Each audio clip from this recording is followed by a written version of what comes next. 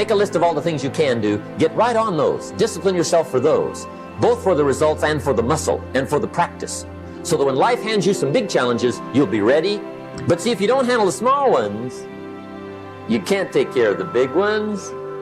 Here's the steps. Number one, find out how things work. The first key to doing better is find out. To change your life, really, you need ideas. There isn't anything an idea can't change. And Schoaf taught me the major problem is lack of an idea, not a problem. At first, I didn't have any money. I said to Mr. Schoaf, I don't have any money. He said, that's not a problem. Now, see, up until then, I always thought it was. I was confused. He said, no, the problem is lack of an idea on how to create money and wealth.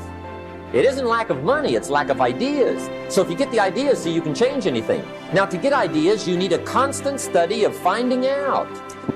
And they have to all be brought under the organizational structure of long-term collective vision. And in order to do that, you have to be disciplined. And any discipline, technically speaking, is an attempt to bring all those competing short-term impulses under a larger scale and more inclusive framework. You do that, and then, well, that's actually what gives you freedom. If you're going to mess around with very complicated and dangerous matters, you should really put your life together. We also know that the higher your conscientiousness, the lower your neuroticism. Conscientiousness does seem to keep neuroticism in check. And so I would say, and have said this to many people, clean your room, organize your life, get a routine, establish disciplined habits. The next subject is setting goals. Let me show you what turned my life every way but loose. Setting goals. Here's what can easily happen if you don't set goals. It's easy to let life deteriorate into making a living instead of designing a life. And we all have a choice. Make a living or design a life. It's easy to get trapped by economic necessity. But the best advice I can give you on how to break out of that trap is to learn how to set goals. Mr. Schoaf put it to me this way. He said, Jim, if you had enough reasons, you could do the most incredible things. If you have enough reasons. Write down your why. What are you doing this for in life? Your why should be something so big that it changes the whole outlook on how things are with you and your purpose. Think about your passion. Think about your opportunities. And that's how you find your purpose. When that why meets up with your passion, your opportunity, your purpose, then you'll find out.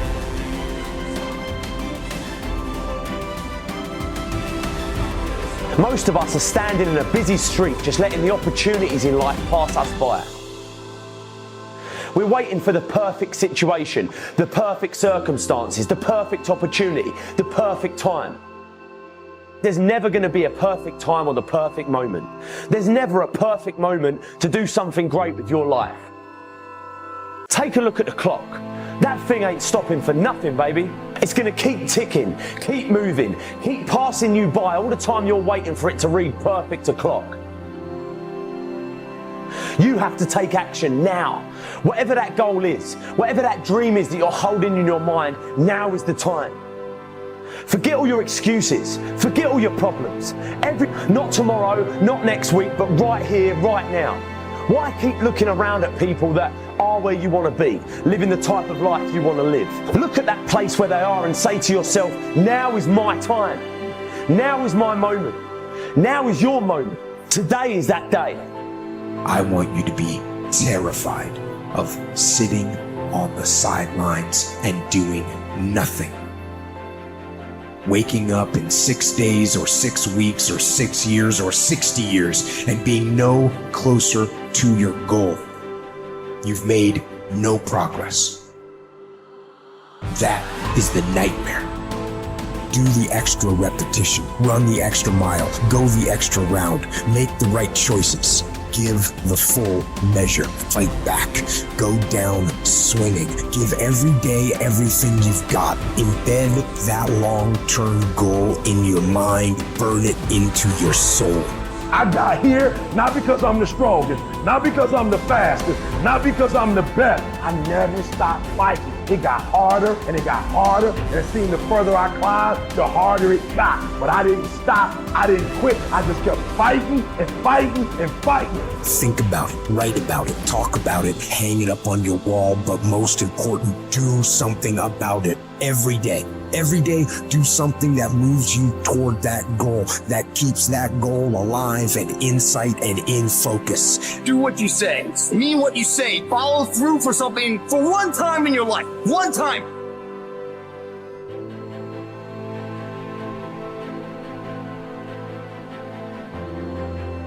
Most people can motivate themselves to do things simply by knowing that those things need to be done.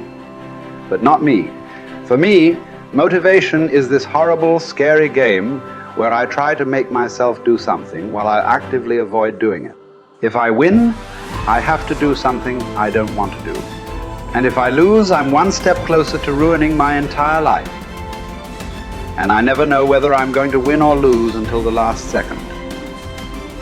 Temperance is not deprivation, but command of oneself physically, mentally, spiritually.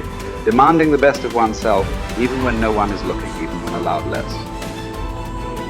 It takes courage to live this way. Not just because it's hard, but because it sets you apart. The warrior has awareness. We are aware that we are at war, and the war in our minds requires discipline. Not the discipline of a soldier, but the discipline of a warrior. Not the discipline from the outside to tell us what to do and not to do, but the discipline to be ourselves, no matter what. A weak mind must be constantly entertained and stimulated. A strong mind can occupy itself and, more important, be still and vigilant in moments that demand. Without the momentum of a stern discipline, motivation is mostly a momentary, flighty emotion. For it works best under the supervision of discipline, but can serve as not only an ally, but also an enemy, because in anything that requires your self-discipline, whether going to church, going to classes, going to workouts, going through trainings, completing jobs, reading books, living well, eating healthily, studying, practicing something, the more times you skip, the more relaxed and motivated you'll become about skipping. And the next thing you know, you've quit your fight altogether. Or put in short, the more you skip, the more you'll skip until you've quit. Maybe then you'll see that motivation bears its fruits when watered by discipline, but it spoils when not. We don't need accomplishments to feel good or to be good enough. What do we need? The truth. Not much. Some food and water. Work that we can challenge ourselves with. A calm mind in the midst of adversity. Sleep. A solid routine, a cause we are committed to. Something we're getting better at. Everything else is extra. Or worse, as history has shown countless times, the source of our painful downfall. If the first step is just showing up, committing to doing something each day, then the next step is finding something to focus on getting better at each day. And in this, where cumulative improvement meets compounding returns, we can harness one of the most powerful forces on earth. Think about it. Most people don't even show up. Of the people who do, most don't really push themselves. So to show up and be disciplined about daily improvement, you are the rarest of the rare. Life is filled with all sorts of difficulties and challenges. Work will not always go well, but working out is in our control. It is a contained space in which the only potential obstacle is our determination and commitment. Swim. Lift weights. Train in jiu-jitsu. Take long walks. You can choose the means, but the method is a must. You must be active. Get your daily win. Treat the body rigorously, as Seneca tells us, so that it may not be disobedient to the mind. Because as you're building muscle, you're also building willpower. More important, you're building this willpower and strength while most people are not. The body, you must understand, is a metaphor. It's a training ground, a proving ground for the mind and the soul. What are you willing to put up with? What can you do without? What will you put yourself through? What can you produce with it? Only you know what it will look like to train in your art like a samurai, an Olympic athlete, a master in pursuit of excellence. Only you will know what you need to practice from morning until night, what to repeat 10,000 times.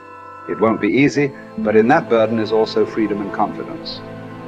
The pleasure of the flow state, the rhythm of second nature, the quiet calmness of knowing that from the practice you'll know exactly what to do when it counts, the pride and the dependability of doing it too.